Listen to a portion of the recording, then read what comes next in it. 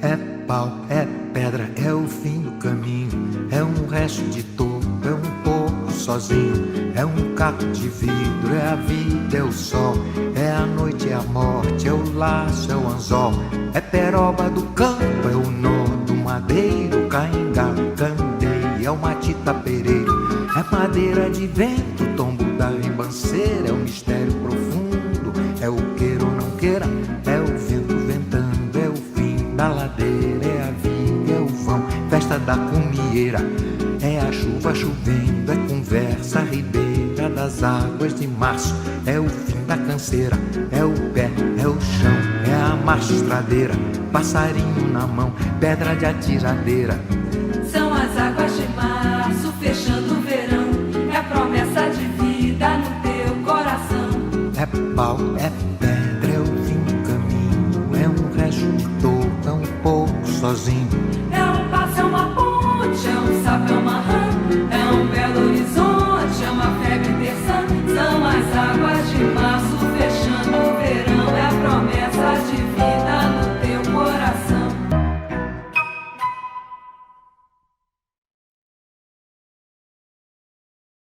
Ai, como é gostoso ouvir uma música assim, né? Dá orgulho da gente ser brasileiro, né? Quando vem esse ritmo gostoso da bossa nova, a gente se sente mais gente dessa terrinha maravilhosa. Que delícia, que gostoso. Quem me conhece há um pouco mais de tempo sabe que eu gosto bastante de música brasileira, em especial de bossa nova, em especial ainda do que vem de Tom Jobim. Gosto demais. Ouço em casa, ouço quando eu viajo, principalmente quando eu estou chegando no Rio de Janeiro, porque bossa nova tem a cara do Rio de Janeiro. Não é verdade? E é de uma das canções de Tom Jobim, da bossa nova, que vem o tema da nossa série, Águas de Março. E do que a gente vai conversar, Renato, ao longo das próximas semanas? Vamos introduzir o assunto então. A música Águas de Março foi escrita por Tom Jobim durante a construção de sua casa em Poço Fundo. Poço Fundo fica numa região bem bonita do Rio de Janeiro e ele estava construindo uma casa muito linda ali. Mas como ele era perfeccionista, artista, ele acabou vendo o trabalho sendo desenvolvido e teve uma ideia no meio do projeto. E ele disse para a arquiteta, olha, nós precisamos aumentar o pé direito da sala, eu quero algo maior. Isso fez com que a arquiteta tivesse que replanejar o projeto e fazer uma reforma dentro da construção. Isso detonou o cronograma de obra previsto para ser concluído em fevereiro. E você imagina como é que funciona obra, reforma, durante o mês de março, durante o mês das águas. Foi água escorrendo por todo canto, pedaço de pau, pedra por todos os cantos, e no ritmo da música, no ritmo da chuva, no ritmo da água caindo na terra, é que surgiu essa música escrita por Tom Jobim, Águas de Março. Segundo o autor, a música também funcionou como uma espécie de metáfora para a inquietude da sua própria alma. Naquela época, a época da composição dessa música, um médico havia lhe dito que ele morreria de cirrose de tanto beber. Não vai ter jeito, Tom, você está mal. Você não para de beber, você enche a cara o tempo todo, todos os dias, Tom. Você vai morrer. Você não está bem. Por isso mesmo ele escreveu em Águas de Março, é pau, é pedra, é o fim do caminho. Mas por que tanta bebida assim? Por que chapar tanto todos os dias, se ele era um homem de sucesso, um homem conhecido por tanta gente, talentoso, compositor conhecido no mundo inteiro? A resposta é porque ele começou a sentir que as suas obras não estavam sendo mais benquistas como antigamente. Por isso ele escreveu em Águas de Março, é um resto de toco, é um pouco sozinho.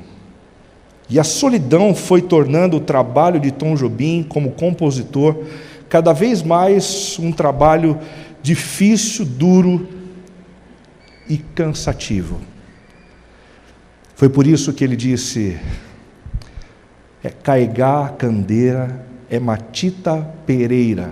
Matita perê foi o tema do disco que ele estava desenvolvendo e trabalhando em suas composições. E ele ironiza o próprio tema do disco chamando de Matita Pereira, como quem diz: "Ê, Matita Pereira que me traz cansaço. Eita, Matita Pereira que me exaure as energias. Estou cansado desse negócio tão complicado." Dessa forma, Águas de Março é uma canção que nos inspira a conversarmos sobre alguns desajustes da nossa vida interior. Desajustes provados por Tom Jobim e desajustes provados e sentidos por muitos de nós e muitos de nossos amigos. Hoje nós vamos conversar um pouco sobre o problema da depressão. Na semana que vem a gente vai conversar sobre o sentimento de solidão. Na semana seguinte a gente vai conversar sobre baixa autoestima e na sequência sobre a crise da meia-idade. E eu quero te desafiar a estar por aqui todos os domingos e a convidar amigos que estejam querendo refletir sobre esse tema para cuidarem também dos desafios do seu próprio coração. Mensagem de hoje: depressão. Qual a definição geral que a gente pode ter inicialmente para esse problema tão sério que tem judiado da vida de tanta gente? A depressão é um transtorno mental caracterizado pela perda ou diminuição do interesse pela vida, gerando angústia e prostração, mesmo sem motivo aparente. Você já se sentiu assim? Você já passou por alguma fase da vida, por algum período da sua existência no qual foi difícil demais ter interesse pela vida, levantar de manhã, se dedicar ao trabalho, se dedicar às amizades, tudo pareceu ser muito pesado? Você já passou por algo assim? Conhece alguém que já passou por isso? Isso pode acontecer na sucessão de alguns momentos ou circunstâncias duros e difíceis, mas pode também acontecer sem nenhum tipo de explicação. E é por isso que a depressão é um grande mistério para aquele que o enfrenta.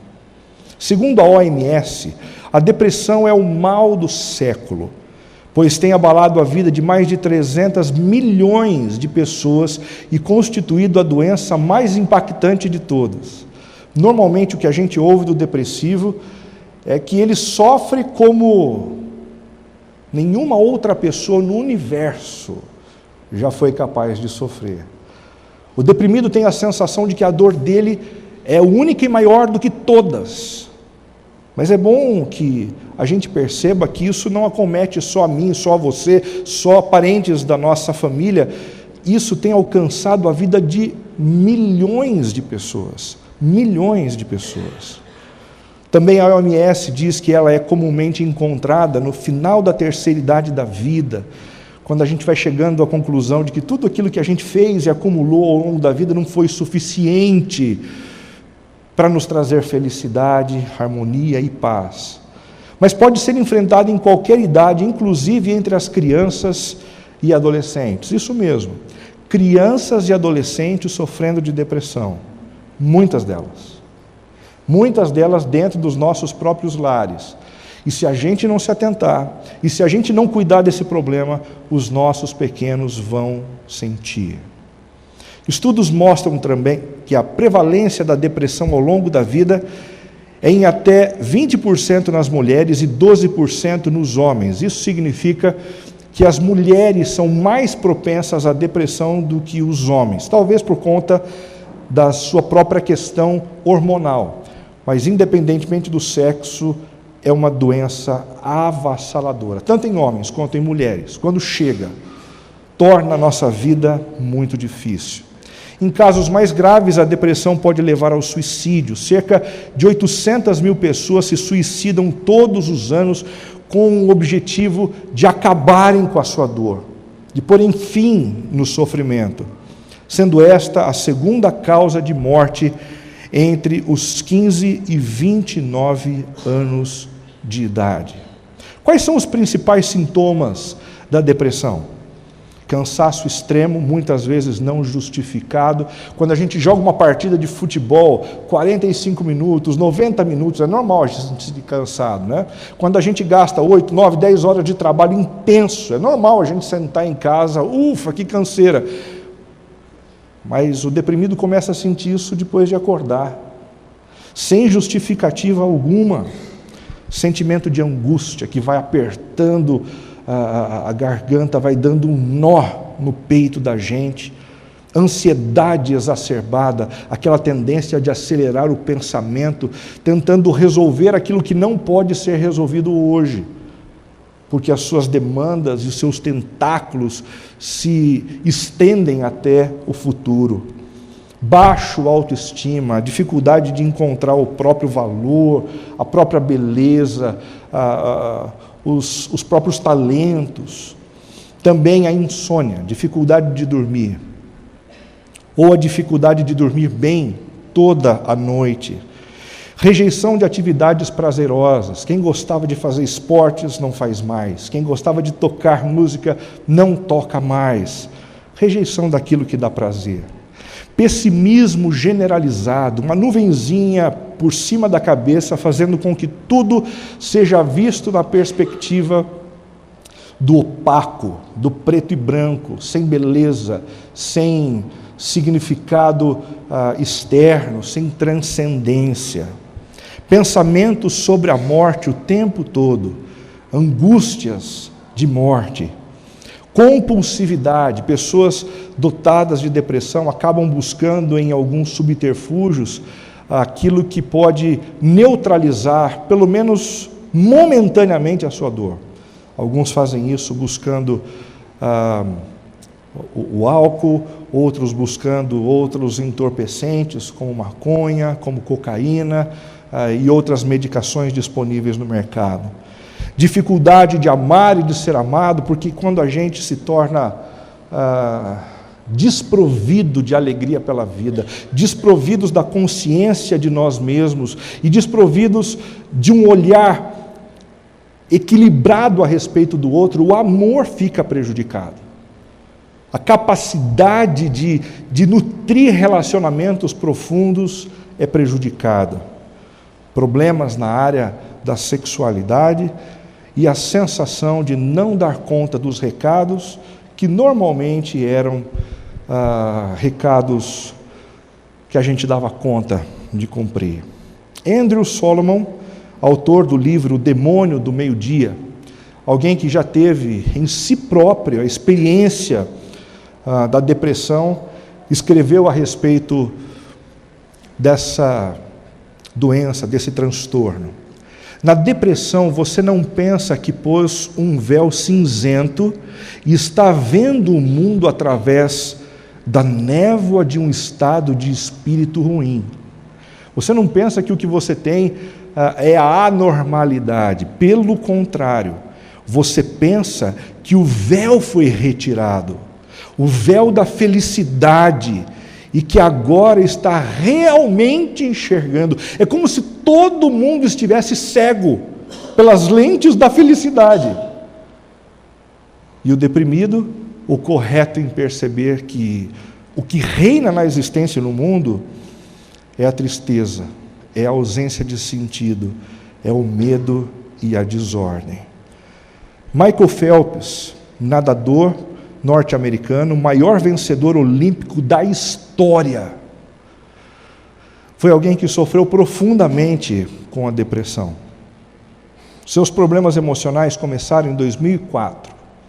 Algumas confusões, alguns desajustes, algumas incompreensões, e aí resolveu aceitar a dica de alguns dos seus amigos e começou a usar maconha para aliviar a sua angústia interior. E a gente não precisa gastar muito tempo para dizer que ele deu com os burros na água.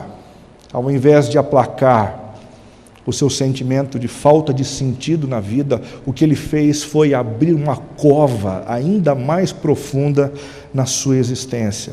Sua primeira crise se deu em 2012, quando decidiu aposentar. Chega, não quero mais nadar. Já treinei demais, já ganhei o que nenhum outro homem na natação ganhou. Vou parar. Na sequência, ele ficou de 3 a 5 dias no quarto, sem comer, sem dormir direito. E isso se repetia semana após semana, de 3 a 5 dias, num estado terrível, terrível. Consegue imaginar aqui comigo? Uma pessoa extremamente talentosa, uma pessoa extremamente conhecida, admirada, que tem tudo o que muitos de nós gostaríamos de ter, sofrendo de depressão. Quando a gente se espanta com isso, é porque a gente ainda pensa que depressão é coisa de gente desocupada, que depressão é coisa de gente fraca, coisa de gente que não consegue se equilibrar no próprio chão. Não. A depressão alcança qualquer tipo de pessoa. A depressão alcança pessoas bem-sucedidas e pessoas mal-sucedidas. Alcança pessoas com grandes talentos e pessoas com talentos mais ordinários. Homens, mulheres, pobres e ricos, brancos e negros, todos estamos sujeitos a esse mal. E a gente precisa abandonar alguns dos preconceitos que a gente tem a respeito dessa doença, desse transtorno, para que a gente possa lidar com ele de maneira mais madura. Depois de um longo tratamento, Phelps expressou aliviado: eu sou extremamente grato por não ter tirado a minha vida. Que alívio! E ele hoje tem contado para muitos jovens, em muitas conferências, mundo afora, a respeito do desejo de ter tirado a própria vida, incentivando esses adolescentes, esses jovens, a não darem cabo à sua própria existência, a confiarem que dias melhores estão por vir. Como funciona o tratamento da depressão? No nível mais leve, o que tem sido indicado é uma simples mudança de comportamento, de agenda, visando a produção de endorfina. Se você parou de fazer exercício físico, que você volte a fazer exercício físico. Se você gostava de música e isso te energizava, que você volte a ouvir música. Se você gostava do tempo de happy hour com alguns dos seus amigos, que você volte a ter esses encontros, para que isso produza uma substância importante que promove alegria e estabilidade no seu interior. Assim acontece no nível mais leve. E no nível médio?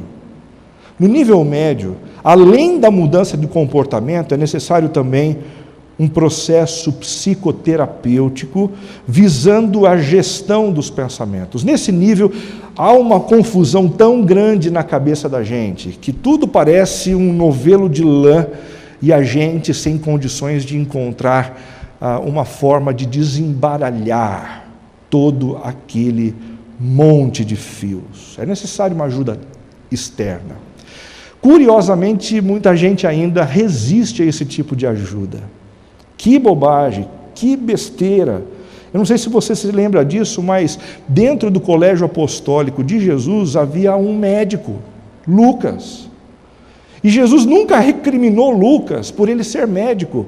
Pelo contrário, numa das obras feitas a respeito da vida de Jesus recentemente, e sobre a vida de Paulo, Lucas é apresentado como alguém muito significativo e importante no colégio apostólico e que várias vezes fez uso da sua medicina para curar. Quem foi que disse que cura é algo que deve acontecer apenas de modo sobrenatural? Deus nos deu inteligência, Deus nos deu criatividade, Deus nos proporcionou a invenção da medicina, Deus nos tem dado condições de avançar no preparo de substâncias, de medicamentos e de abordagens psicoterapêuticas que são muito importantes. Não lute contra isso, se abra, se permita. Com certeza isso vai ser importante para você e para aqueles que estão sofrendo de depressão ao seu lado. No nível mais grave, além da mudança de comportamento, dos processos psicoterapêuticos, é necessário também um tratamento psiquiátrico visando o equilíbrio do organismo. Assim como acontece com o nosso corpo físico, existem algumas substâncias no nosso cérebro que às vezes ficam deficientes. E a gente precisa recompor isso tudo para a gente ter condições de responder aos estímulos externos, sejam eles positivos ou negativos. Mas quando é que a gente procura o socorro de Deus? Em que fase é que a gente deve procurar o Senhor para que Ele nos sustente, nos livre e traga alento para a nossa alma? A resposta é muito simples. Em todos esses níveis. Em todos esses níveis. E você sabe por quê? Porque se o problema central da depressão, nos 3 níveis, é a ausência de sentido, somente a descoberta de onde a gente veio é que pode nos centrar de novo. Somente a descoberta de que nós fomos criados por um Deus que nos ama tremendamente é que pode curar o nosso coração, petrificado pela depressão. Somente o conhecimento de que Deus enviou o seu Filho Jesus ao mundo para morrer por nós, pagando as nossas dívidas e livrando-nos da culpa, é que pode reavivar o nosso sorriso, o brilho nos nossos olhos. Somente a consciência de que um dia todos os problemas serão tirados da nossa frente, porque tudo voltará a ser como Deus planejou, é que traz para a nossa alma paz no presente, tranquilidade, apesar das circunstâncias difíceis.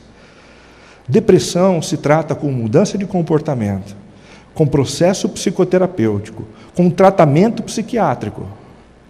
Mas nada disso é suficiente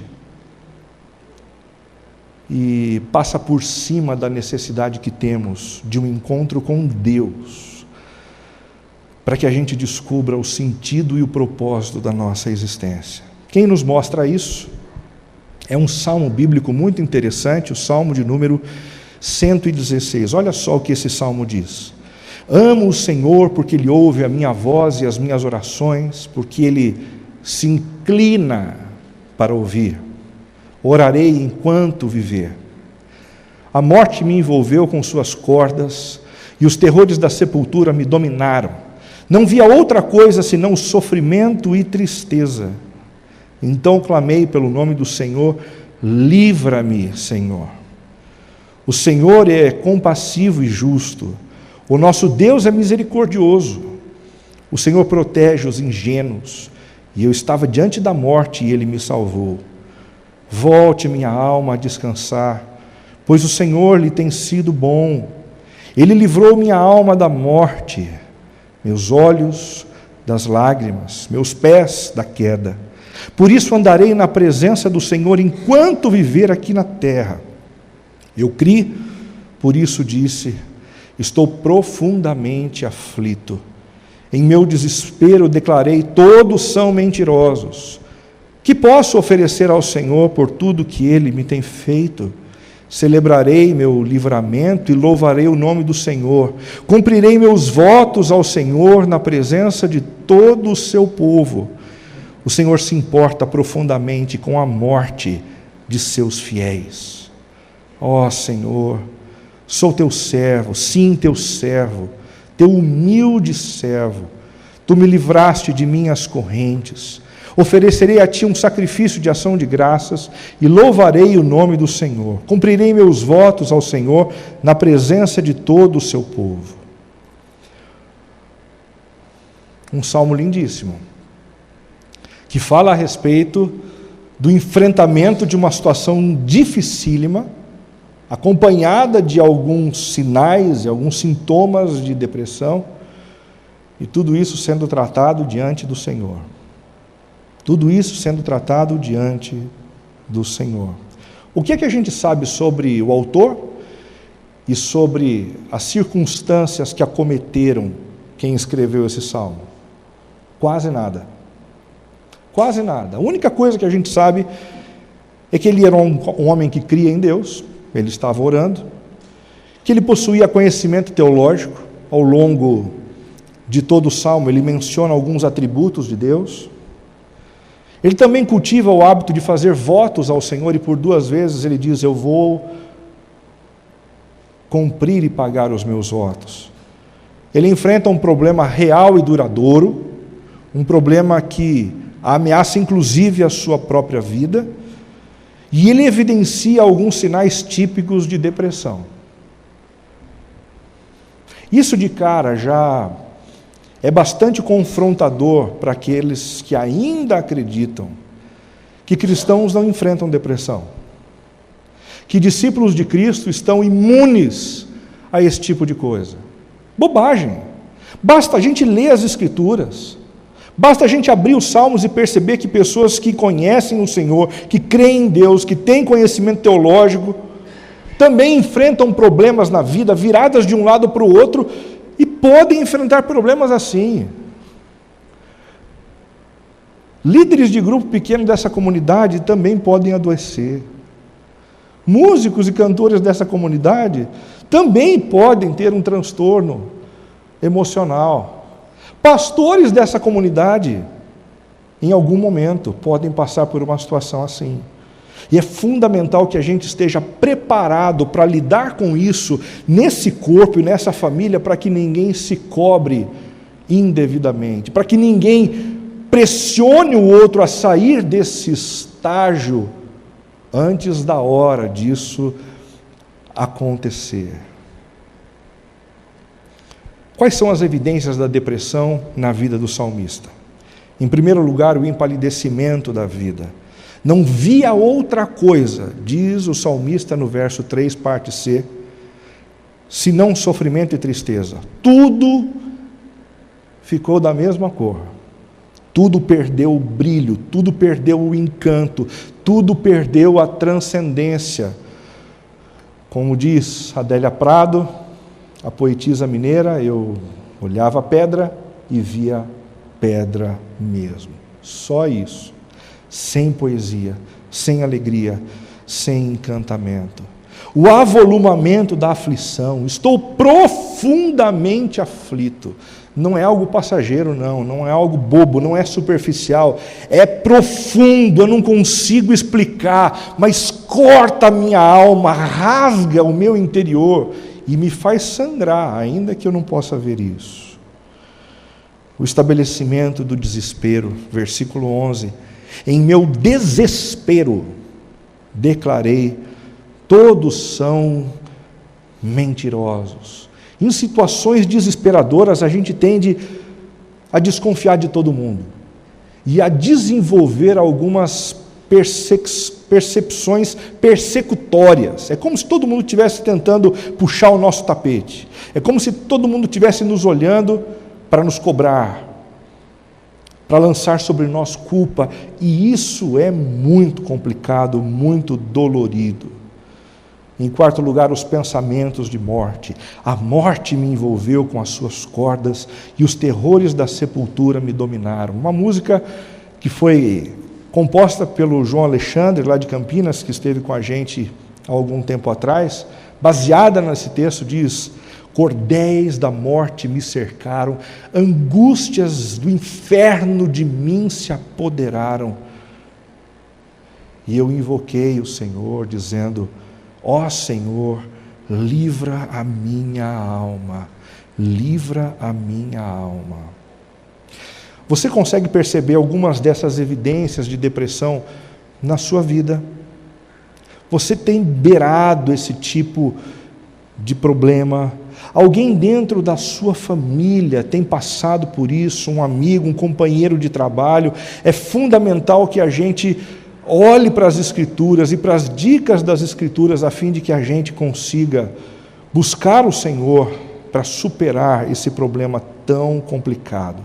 4 práticas espirituais para lidar com a depressão, contidas no texto que a gente acabou de ler do Salmo 116. A primeira delas, a prática da oração sincera diante de Deus. Eu gosto muito dessa expressão sincera, porque ela significa o que eu já contei para vocês algumas vezes: sem cera, sem máscara, sem maquiagem. É necessário que a gente busque o Senhor nos momentos difíceis, angustiantes e repletos de aflição, rasgando o nosso coração ao Altíssimo e conversando sobre o conteúdo que precisa ser discutido na presença dEle. Não adianta a gente conversar com Deus, conversando sobre a andorinha, sobre as montanhas, sobre os passarinhos, quando tudo dentro da gente está pegando fogo. Quando as nossas lutas e os nossos medos parecem nos afogar de angústia. Se a gente quer lidar com a depressão, a gente precisa redimensionar a nossa experiência de oração diante do Senhor. Precisa ser sincera, precisa ser com sinceridade, com abertura de coração. Então clamei pelo nome do Senhor: livra-me, Senhor. Quem está dizendo livra-me, está dizendo socorro, estende a tua mão. Eu estou prestes a perder tudo o que eu tenho, eu estou prestes a perder a própria vida, vem e me socorre. Eu não tenho recursos em mim mesmo, eu preciso de ti. É assim que a gente precisa orar para o Senhor. Existem muitas orações sinceras ou sem cera na Bíblia. Uma delas é a oração dos filhos de Coré, que diz assim no Salmo 88, de 1 a 3: Ó Senhor, Deus da minha salvação, clamo a Ti de dia, venho a Ti de noite. Agora ouve a minha oração, escuta o meu clamor, pois a minha vida está o quê? Cheia de problemas, e a morte se aproxima de mim. Se a vida está cheia de problema, não adianta a gente ficar conversando com o Senhor sobre amenidades. A gente precisa conversar sobre o que está nos ferindo, o que está nos machucando. E a pergunta que eu faço para você nessa noite é: o que está te ferindo? Quais são os seus principais medos? O que tem te angustiado? O que tem te tirado o equilíbrio? Você tem conversado com Deus sobre essas coisas? Eu lembro de um tempo atrás ter passado por uma sensação ruim de medo de morrer. Talvez, portanto, gostar da vida, gostar da minha família, amar os meus filhos. Aí eu resolvi orar para resolver esse problema do meu coração. E eu disse: Deus, o negócio é o seguinte, estou com um medão de morrer. É gostoso estar aqui, é bom demais. Vamos fazer o seguinte: a minha vontade é viver mais ou menos isso aqui, e eu estou deixando nas tuas mãos, você cuida disso para mim? E eu percebi que depois de ter feito essa oração, meu coração descansou. Eu não sei o que vai ser daqui a alguns anos, quando eu chegar perto da idade que eu pedi, mas por enquanto está legal. Consegui lidar com o meu medo, conversando com Deus e abrindo o meu coração com Ele. Uma outra oração sincera que a gente tem na Bíblia é a oração dessa mulher chamada Ana, esposa de Eucana. Ana era uma mulher sensacional, uma serva do Senhor, mas que tinha um problema físico, ela não podia gerar filhos. E isso trazia um sofrimento imenso para a sua alma. Em 1 Samuel 1:11, nós temos a oração dessa mulher. Ela disse assim: ó Senhor dos exércitos, se olhares com atenção para o sofrimento da tua serva, se responderem à minha oração e me deres um filho, eu o dedicarei para sempre ao Senhor. Se ela tem um sofrimento, não adianta conversar sobre amenidades, não adianta falar sobre aquilo que não é pauta na agenda. Se Deus permitiu alguma deficiência, algum problema e algum sofrimento, é porque Ele escreveu isso na pauta da nossa conversa. É necessário dialogar com Ele, é necessário abrir o coração para falar desse sofrimento. E não importa aqui se ela engravidou ou não depois dessa oração, o que importa para a gente nessa noite é ponderar no caminho que está aberto para que a gente se rasgue diante do Senhor e se esvazie daquilo que nos aflige diante dele. A terceira oração é a oração de Davi, no Salmo 22. Meu Deus, por que me abandonaste? Já teve a sensação de abandono? Já teve a sensação de estar sozinho, lutando com as próprias forças, sem poder contar com absolutamente ninguém, pois um servo do Senhor, do passado, que escreveu um texto que está dentro da Bíblia, teve a mesma sensação que eu e você. E ele não tem dificuldade de se abrir. Deus, é assim que eu estou sentindo.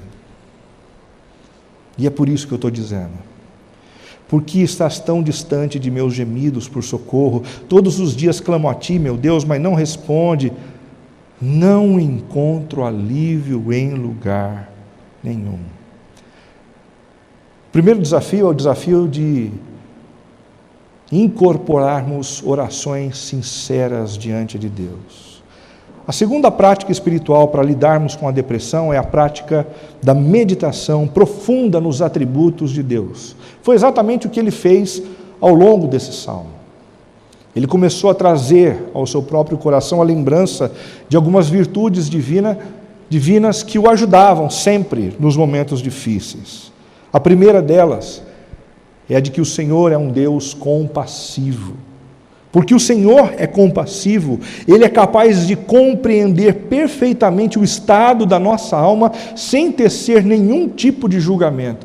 Pior do que ter depressão para uma pessoa que passa por isso, é ser julgado por aqueles que convivem com a gente. Julgado por um familiar, julgado por um chefe, julgado por um companheiro de trabalho, julgado por um amigo. Como é duro, como é difícil, mas o Senhor não é assim. Ele nos compreende. E Ele não nos julga no meio da nossa dor. Ele também é capaz de se unir a mim em meu sofrimento, sem exigir que eu me mova dali precipitadamente. A Bíblia tem uma história lindíssima de um profeta que entrou em depressão e foi morar dentro de uma caverna. E ao invés de Deus aparecer na caverna e dizer assim, rapaz, sai daí, você está andando comigo há tanto tempo, por que você está vivendo dessa forma? Não, o Senhor se aproxima e oferece para aquele homem um pedaço de pão, um pouco de água, deixa ele dormir,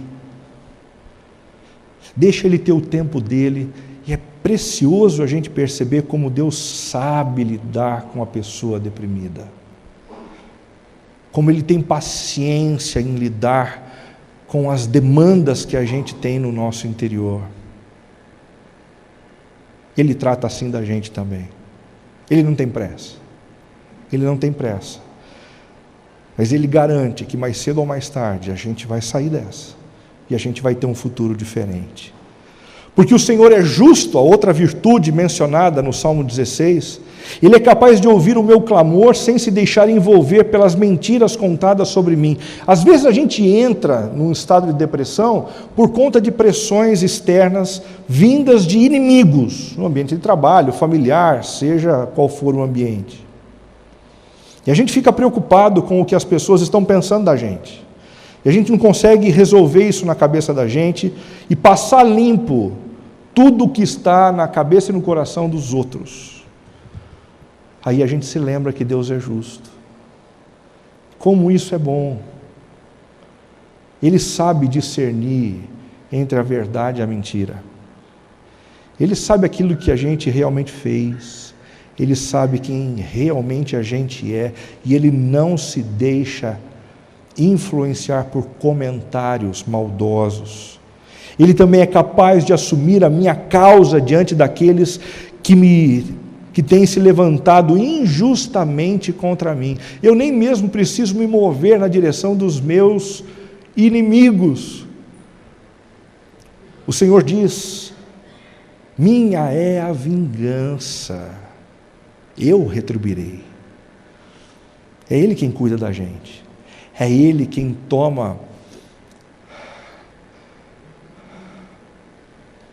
a responsabilidade de tecer a vingança diante daqueles que nos têm feito mal. O salmista também fala de uma outra virtude, que é a misericórdia. O Senhor é misericordioso, e isso traz para a gente a ideia de que Ele é capaz de nos sustentar em meio à nossa fraqueza e fazer por nós o que ninguém pode fazer. Deus tem misericórdia, Ele não assiste de longe, Ele vem para perto. E o maior movimento de Deus na nossa direção foi o movimento de enviar Jesus ao mundo, o seu próprio Filho, para que Ele pudesse sentir as nossas dores, para que Ele pudesse levar sobre Ele a culpa que residia sobre o nosso coração. O nosso Deus não é um Deus que fica distante, é um Deus que se aproxima, e é também capaz de me tirar dessa condição no tempo certo, restaurando completamente a alegria de viver. 4 práticas espirituais para lidar com a depressão. A terceira delas, a prática da recordação agradecida dos favores de Deus. É muito importante para a gente enfrentar momentos depressivos nos mais variados níveis, que a gente fique lembrando momentos nos quais o Senhor veio na nossa direção, interviu, nos socorreu, nos sustentou e nos protegeu. O Senhor protege os ingênuos. Eu estava diante da morte e Ele me salvou. Quem nos incentiva a fazer exatamente isso é um outro profeta bíblico chamado Jeremias, que no capítulo 3 do seu livro diz assim: ainda ouço, porém, ter esperança quando me recordo disso. O amor do Senhor não tem fim. Suas misericórdias são inesgotáveis. Grande é a sua fidelidade. Suas misericórdias se renovam cada manhã. É necessário que a gente crie o hábito de agradecer ao Senhor. É necessário que a gente crie o hábito de contar para nós e para os nossos filhos aquilo que o Senhor fez de maneira inquestionável na nossa história, a fim de que a nossa fé seja fortalecida no presente. E a quarta e última prática que a gente tem aqui, no Salmo 116, é a prática da conversa terapêutica com a própria alma. E das 4 dicas, talvez essa seja a mais estranha para nós, ocidentais. Nós sempre achamos muito esquisita essa tendência, ou essa iniciativa de conversarmos com a gente mesmo, não é verdade? Mas isso não é uma novidade no mundo oriental. Por sinal, eles sempre viram isso como um sinal de saúde. É necessário conversar com a própria alma. É necessário encontrar tempo para pastorearmos o nosso coração, contando para Ele os ensinamentos que a gente recebe do Senhor. Veja o versículo 7. Volte minha alma a descansar, pois o Senhor lhe tem sido bom. Ô Renato, acorda. Não se deixa vencer, não. Não se esqueça de que você já passou por situações piores, Renato. Ei, descanse. O Senhor tem sido bom para você. Paloma Mari Befa é uma professora de neuropsicologia no Reino Unido. Olha só o que ela diz a respeito do assunto. A conversa interior tem um papel fundamental na organização dos nossos pensamentos. Nos ajuda a planejar ações, consolidar memórias e mediar nossas emoções. Em outras palavras, nos ajuda a controlar nossas vidas. Quem não conversa consigo mesmo tende a se tornar escravo dos seus próprios impulsos. Você tem o hábito de conversar com você? Já pensou nessa possibilidade? Se você sair por aqui e perceber alguém conversando consigo mesmo, não atrapalha não, tá bom? Pode ser um assunto importante. É importante, sim. A gente precisa conversar com a gente. Existem muitas orações na Bíblia onde a gente pode perceber isso. Olha só o Salmo 42. Ei, por que você está assim, tão abatida, ó minha alma? Ei, por que você está assim, tão triste? Renato, espere em Deus. Renato, coloque a sua confiança em Deus. E ainda assim, voltarei a louvá-lo, meu Salvador e meu Senhor. Às vezes a gente precisa dizer para a nossa própria alma: ei, para de ser teimoso. Ei, por que você está tão ferido assim? Foi tão sério? Foi tão complicado? Viu? Por que é que você está desejando a morte? Ei, espere em Deus, ó minha alma. O Salmo 103 também vai na mesma direção. Bendiga o Senhor, ó minha alma. Ei, Renato, lembre-se de louvar ao Senhor. Isso vai te fazer bem. Recordar as bênçãos dele e elogiá-lo por conta disso vai não apenas engrandecê-lo nos céus, mas vai fazer com que ele se expanda dentro de você. Não se esqueça de nenhuma de suas bênçãos. É Ele que perdoa todos os seus pecados e cura todas as suas doenças, que resgata a sua vida da sepultura e o coroa de bondade e compaixão, que enche de bens a sua existência, de modo que a sua juventude se renova como a da águia. Converse com você mesmo. Para a gente concluir, uma pergunta que é justa, não é verdade? O salmista conseguiu sair do seu estado depressivo? A experiência de orar, de refletir sobre as virtudes de Deus, de lembrar da intervenção divina ao longo da sua história, de conversar com a própria alma, ajudou? A resposta é sim.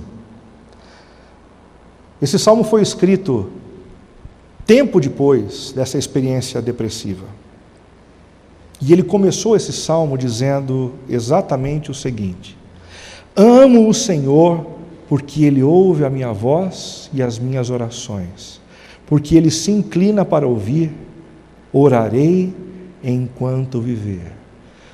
Nesses versículos a gente tem a notícia de que um dos sintomas da depressão foi embora: a dificuldade de amar e de se sentir amado. Eu amo o Senhor. E eu sei que Ele me ouve, me atende e me ama, independentemente de qualquer coisa. Andrew Solomon, em O Demônio do Meio-Dia, diz: apenas um comentário foi realmente útil durante este pesadelo que eu enfrentei, chamado de depressão.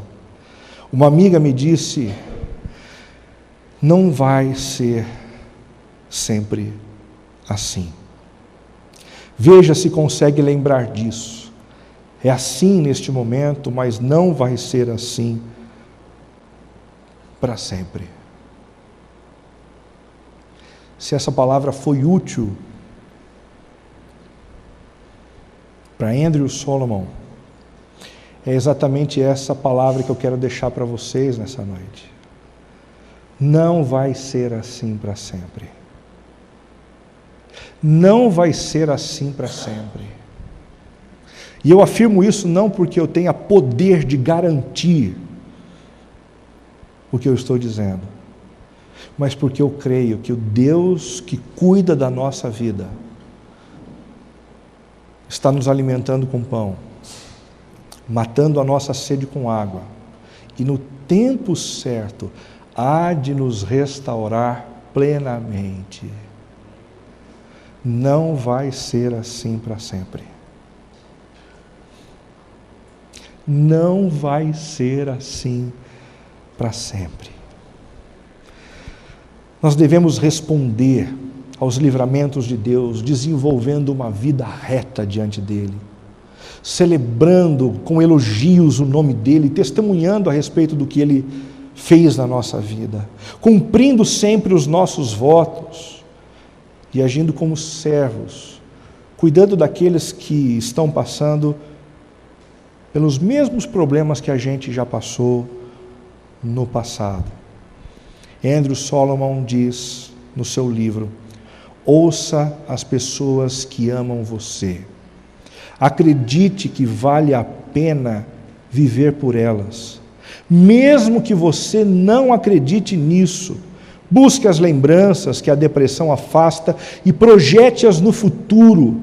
Seja corajoso, seja forte, tome remédios, faça exercícios, porque isso lhe fará bem, mesmo que cada passo pese 1 tonelada, coma mesmo quando sente repugnância pela comida. Seja razoável consigo mesmo quando você tiver perdido a razão. E além de todas essas dicas sensacionais, eu acrescento: ore a Deus de maneira sincera. Rasgue o verbo com Ele. Exponha os seus problemas e as suas dores. Medite nos atributos dele. O Senhor é compassivo, é justo e misericordioso. Recorde o bem que Ele tem feito a você e aos seus familiares. Isso vai fortalecer a sua fé. E cultive o hábito de conversar com a sua própria alma. Assuma a liderança da sua própria vida, pastoreando o seu próprio coração. Que tal a gente conversar com Deus? Vamos fechar os nossos olhos.